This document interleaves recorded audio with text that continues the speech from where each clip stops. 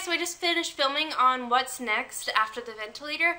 Now I'm just going to explain to you how these things will affect me. Before I start, I don't want to like make it seem like I'm complaining or that I don't want her to get rid of the trach or any of that. These are just things that like will affect me along the way. Like the end, the goal is no more trach, healthy child, living a normal life. Just because the ventilator's gone and the trach's out doesn't, like, what's that saying? Like, the battle's done, but the war's not over, or whatever. That's what it's like.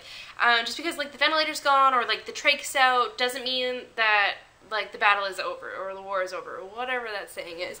Now that she's off the ventilator, we might be losing nursing hours. I'm not really sure if we are yet, but I was always under the impression that we would keep these hours till we got rid of the ventilator, and then we would lose hours, and then we would lose hours again after the trach was gone. The other trach families are like have a mom and a dad, and most of them are older, like they're well into their 30s or higher.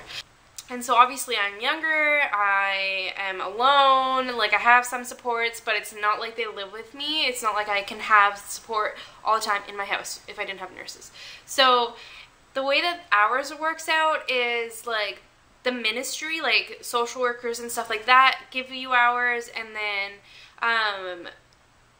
like the government or something, I don't even know what, they're like two different organizations, but it's like standard for anybody with a trach. And then so MCFD, Ministry of Family Children Development, Ministry of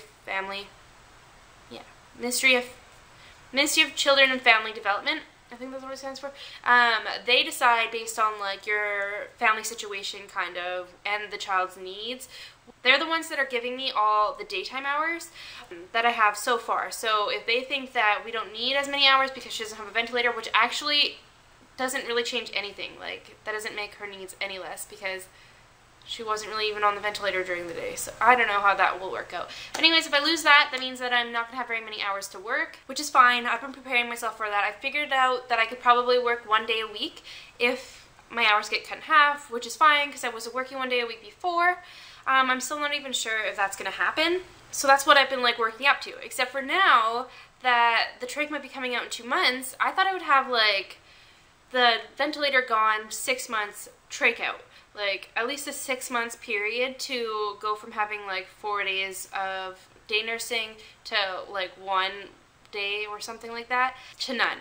But now I'm going to be going from day nursing to none. So when the trach gets out, like that seems like that would be the thing that we're working towards, which it is, and that it would be great and there would be no more problems after the trach is gone, which is wrong because Hannah's still not a normal child. She still has fragile lungs, she still has a G-tube, she still has like serious medical problems that you couldn't just leave with anybody. Like I don't know a single person that would, besides my mom and maybe like one of Haley's caregivers, that would even like want to look after her. Like at any moment she could go in respiratory distress or heart failure or her G-tube could fall out and all these things. So it's not like I can just put her in a daycare or leave her with a sitter.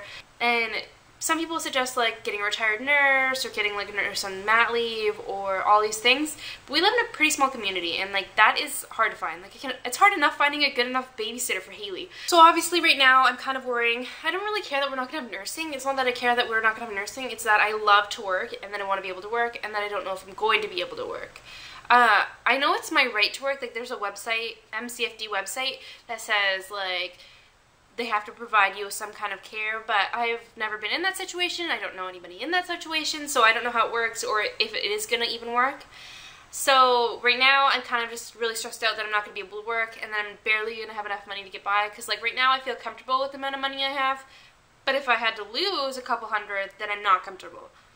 So with that aside, the other concern that I have is I watched her breathe on her own for a week and then go on low flow oxygen. Like I watched her breathe without any support for like a week and then she went on low flow oxygen for 6 months and then she got her trach.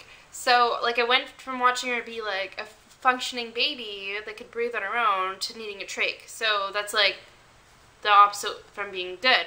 So what happens if she is doing good, her lungs are like strong, but they're not strong enough.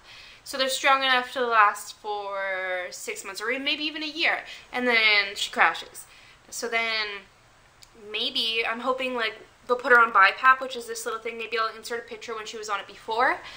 So hopefully they'll put her on that, but then it makes her even more like critical, like makes it even harder when we're home again. We'll have nurses in the house. What about if they don't put her on BiPAP? What about if she needs to get retrached? I was in Children's Hospital once and I watched, like, I think he was around 9, get retrached. So, like, that image is, like, in my mind. So that's, like, that's a big concern for me. What about if she gets retrached? So just because the trach is gone doesn't mean my fears are gone. Like, they're not gone at all. And then, so on top of all of this, while we were in the hospital, I just switched daycares for Haley. Haley was in a private daycare where they didn't have any kids, and then I switched her, I was just in the middle of switching her to a daycare with like a bunch of kids, and I hadn't had her in it for a while. Like, I hadn't had her in a daycare for a really long time because when she was in daycare before, she kept getting sick, and then it would get Hannah sick, and then we were in the hospital a lot. Which I'm not saying it's like the daycare's fault, because like all kids get sick, and Hannah was just really fragile, but daycares always bring more colds. So while I'm in the middle of putting Haley into this daycare, which I thought was a great idea because I'm not putting them in preschool, the doctor's like, well, you know, when Hannah gets her trach out, she's going to have to live in a bubble. Like, that's not what his words were. He didn't say bubble. He said, you're going to have to be isolated and, like, make sure she doesn't get sick and, like, that bubble lecture. So then I'm like, oh my god, I'm putting Haley in a daycare now, and Hannah might be getting her trach out. Like, I was like, it's fine. Hannah can totally handle herself, like, next flu season, even if we get a couple extra colds from daycare. Like, she'll be fine. Like, it's good. But now that the ventilator's gone and the trach's gone, I'm like, oh my god, did I just make the right move? Like, she just had her first day in daycare today, and I am comfortable that we are doing the right thing. It's just, like, another stress that I have to worry about, like, concerns, but, and then, like, what am I going to do for childcare after her trach gets out? Do I need to get her a new daycare again, like a new private babysitter? What do I need to do? So those are like 3, I think that I said 3 main issues. Nursing, no nursing for not being able to work. What about if she gets retrached? And what, Haley in daycare.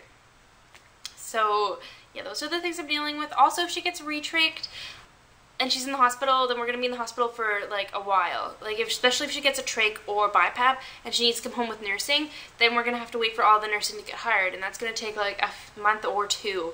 Like, it's not going to be, like, a quick little admission and, oh, your nurse is all just got hired back on. It's not going to be like that. It's going to be, like, you're living in the hospital again for a couple months. So, yeah, I have lots that is going through my mind, and I'm pretty stressed out, and I'm really happy at the same time. So it's like win-lose, because we have to go all of this stuff. We have to go through all of this to eventually have a normal, healthy child. But it just sucks the getting there part. But anyways, I hope this video helped you understand a little bit more of what I go through on a daily basis. And don't forget to like this video and subscribe to our channel and to share some videos.